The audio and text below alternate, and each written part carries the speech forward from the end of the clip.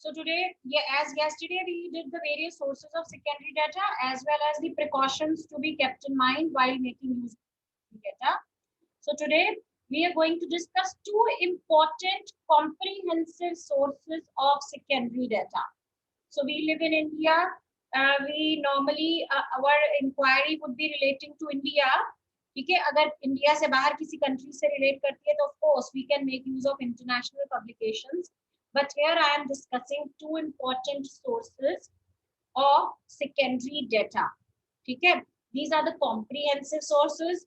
Both are government publications and both can be used if you want a very accurate and reliable source of secondary data. Okay, so you might have heard of the first source, which is Census of India. ठीक है, census of India बेटे ये एक डेसिनियल publication है government of India की. डेसिनियल का मतलब after every 10 years it is published. ठीक है, तो it is published by registrar general and census commissioner. It's a very comprehensive source, right? It is the source of secondary data. It relates to better population size and various aspects of demographic changes in India. India में population का size क्या है और India में बाकी जो demographic changes होते हैं. Demographic word is related to population. So related to population जितने भी चेंजेस हमारी कंट्री में आ रहे हैं all are recorded in Census of India. As I told you, this is decennial publication of Government of India. That is, a survey is conducted after every 10 years.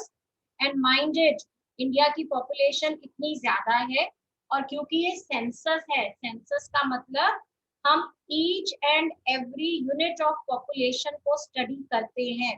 हम इसमें से ये नहीं कि कुछ सिलेक्टेड का डाटा कलेक्ट कर लेते हैं और उसको सबके ऊपर अप्लाई कर देते हैं. No, each and every household is covered while collecting data relating to population. So it takes the government 2-3 years to collect this whole data, to compile this data.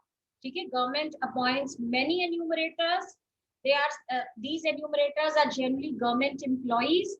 ठीक है, generally government teachers. So they are given, quota उनको दे दिया जाता है कि ये households इन्होंने cover करने हैं, इन households पे उन्होंने जाना है. So they have a very comprehensive questionnaire in which the questions related to their family size, their children, their occupation, their age, the occupation which they are engaged in, right, and every other thing which they want, their literacy, how much they are educated. So all this information is obtained from the various families, and then it is compiled. The information is then compiled, right? And after that, a publication is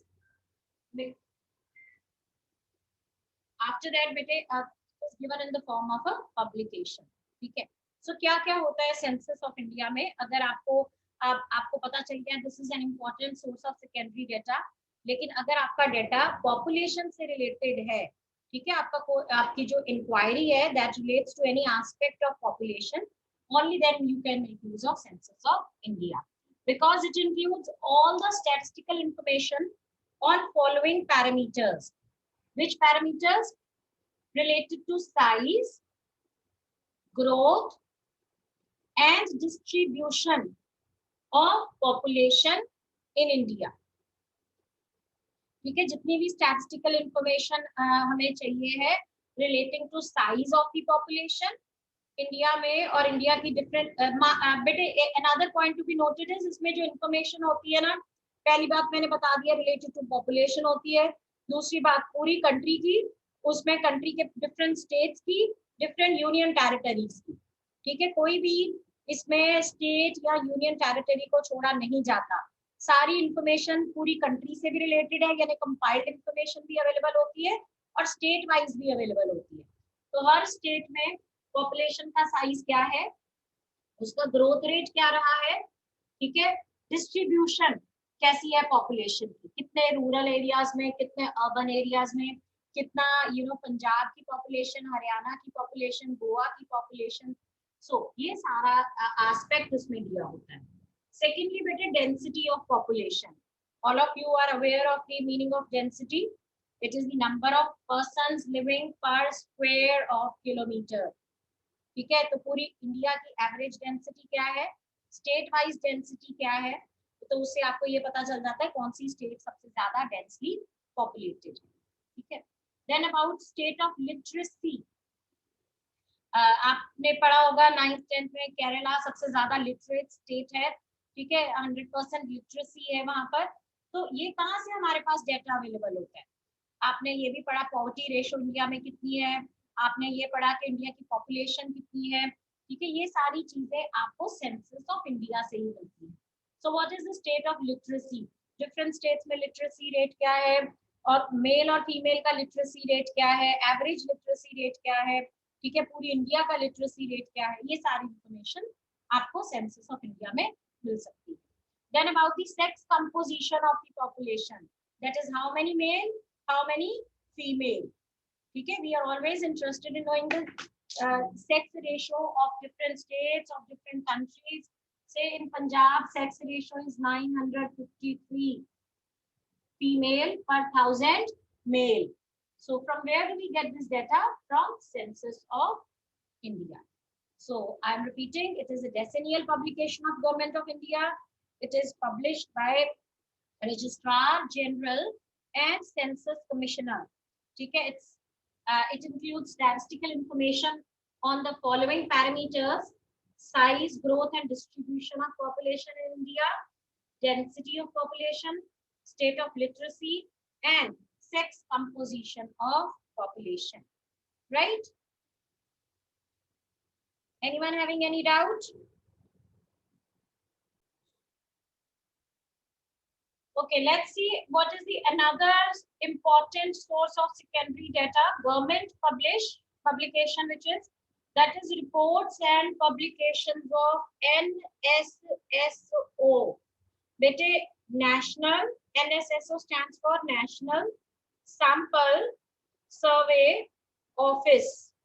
ठीक है, तो ये government of India का एक office है, ये government organisation है, office है under ministry of statistics and programme implementation.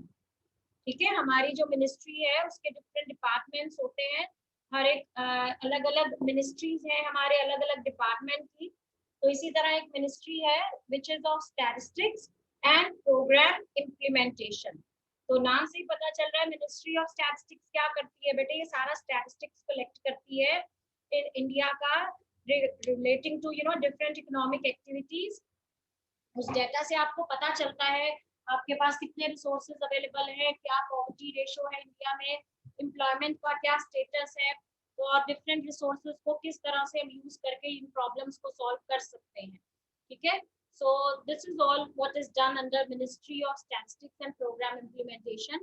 तो क्योंकि ये इस मिनिस्ट्री को अपने सारे प्रोग्राम्स इंप्लीमेंट करने के लिए, पॉलिसी स्टॉक आउट करने के लिए डेटा की जरूरत होती है, सो उसके अंदर एक ऑर्गेनाइजेशन वर्क करती है which is national sample survey office.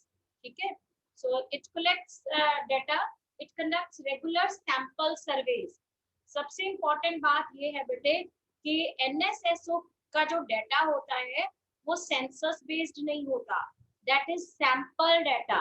Sample data का मतलब क्या होता है, हम अगर हमें किसी भी लेट्स से पंजाब के बारे में हमें ये देखना है कि लोगों का एम्प्लॉयमेंट स्टेटस क्या है या पॉवर्टी रेशियो क्या है, तो उस केस में हम each and every house hold को कवर नहीं करते, हम हर डिस्ट्रिक्ट के कुछ हाउस होल्ड कवर कर लेंगे, उनसे डेटा कलेक्ट कर लेंगे और उसको हम पूरे स्टेट के ऊपर या जो भी है उसके ऊपर हम अप्लाई कर देंगे उस डेटा। जैसे कि आपकी क्लास में से मेरे को ये देखना आपकी परफॉर्मेंस कैसी, आपको समझ में आ रहा है या नहीं समझ में आ रहा। So instead of asking each and every one of you, I select a few students. ठीक है, हम ऐसे करते हैं ना बेटे सबसे तो नहीं क्वेश्चनिंग कर पाते क्लास में, we select a few students जो कि हमें इंफॉर्मेशन प्रोवाइड करते हैं, उसके बेसिस पर हम ये डिसाइड कर लेते हैं हाँ भी क्लास में बच्चों को समझ में आ रहा है या नहीं समझ में आ रहा है। ठीक है, सो इसको कहते हैं सैंपल सर्वे। तो एनएसएसओ जो है ये रेगुलर सैंपल सर्वे कंडक्ट करता है। इसका पर्पस क्या है, जैसे ये तो हमें पता चल गया कि ये सारे पॉपुलेशन से रिलेटेड पैरामीटर्स के बारे में डाटा कलेक्ट करते हैं। ये डाटा कलेक्ट करता है relating to economic activities in urban and rural areas. ठीक है, urban areas as well as rural areas में जो भी इकोनॉमिक एक्टिविटीज चल रही हैं, हमें उससे रिलेटेड डाटा चाहिए होता है, तो वो डाटा एनएसएसओ कलेक्ट करता है। ठीक है, तो I have mention certain parameters. NSSO जिन पैरामीटर्स से रिलेटेड हमें स्टैटिस्टिकल इंफॉर्मेशन प्रोवाइड करती है, that is number 1 employment and unemployment status in India. India में एम्प्लॉयमेंट का स्टेटस क्या है, कितने लोग एम्प्लॉयड है, कितना लेबर फोर्स है, उसमें से कितना वर्क फोर्स है, कितने अनएम्प्लॉयड है, अगर एम्प्लॉयड है तो कहाँ पर एम्प्लॉयड है, कितने प्राइमरी में, कितने सेकेंडरी में, कितने टर्शरी में। ठीक है, जो अनएम्प्लॉयड है उसमें से कितने एडुकेटेड अनएम्प्लॉयड है, कितने इंडस्ट्रियली अनएम्प्लॉयड है, ये सारा स्टेटस हमें वहां से मिल जाता है। Then land and livestock holdings. Livestock, you know what is livestock. ठीक है, जितने भी जैसे जो लिविंग एनिमल्स हैं उनका स्टॉक जो फार्म में काम आता है, जैसे कि गोट्स हो गई, काउस हो गई, कैटल हो गई, पोल्ट्री हो गई, हेन्स हो गए, इन सबके स्टॉक को कहते हैं लाइव स्टॉक। तो इंडिया में land and live stock holdings कितनी है, ठीक है, डिफरेंट स्टेट्स में कितनी है, फिर ऑल टुगेदर इंडिया में कितनी है। Then better we also NSSO also collects data relating to sources of household income in India. India में डिफरेंट हाउसहोल्ड्स की इनकम, कौन कितने हाउसहोल्ड्स कौन से स्लैब में आते हैं, इनकी इनकम कितनी है, इससे हमें ये पता चल जाता है इंडिया में कितने लो इनकम ग्रुप हैं, कितने हाई इनकम ग्रुप हैं, कितने मिडिल क्लास हैं, कितने मिडिल क्लास में से कितने low middle class, middle class, high middle class, कितने rich people, all this information we gate.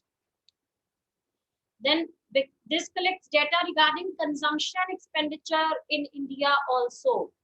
ठीक है, what is the pattern of consumption? पहली बात तो consumption expenditure, कंजम्पशन एक्सपेंडिचर कितना है, यानी लोग कितना खर्चा करते हैं, अपनी इनकम का कितना हिस्सा स्पेंड कर देते हैं।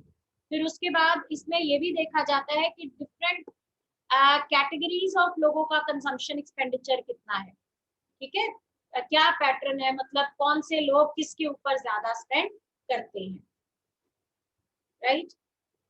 सो यही 4 पैरामीटर्स आप लर्न कर लीजिए, सफिशिएंट है। मैंने इंपॉर्टेंट वंस यहाँ पे लिख दिए हैं। One is employment and unemployment status in India, land and livestock holdings, then sources of household income in India, and last one is consumption expenditure in India. ठीक है, so again this is very important source of secondary data, but census of India, it is based on census and National Sample Survey Organization, its publications are based on the sample study of population. ठीक है,